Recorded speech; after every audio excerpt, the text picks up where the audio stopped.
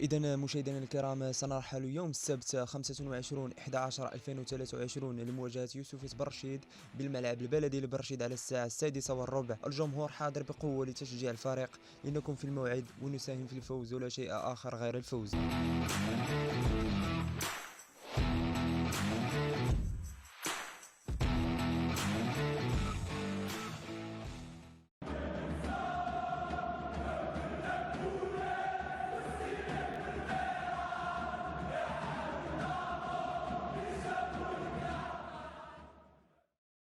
وكذلك في نفس الخبر، إغلاق المركب الرياضي من أجل بداية الأشغال المتعلقة بالشطر الأول من التهيئة. بداية من الدورة 11 للبطولة الوطنية، سيكون الجمهور الفاسي على موعد مع الملعب التاريخي للمدينة الذي رسم على أرضيته اللاعبون كبار تاريخ المدينة والكرة المغربية، خاصة طارق السكيسي والذي له ذكريات جميلة بالملعب، منها الفوز بالكأس إفريقيا للشبان وكذلك أولى خطواته مع المغرب الفاسي. أتمنى أن يكون فيها الخير على الفريق.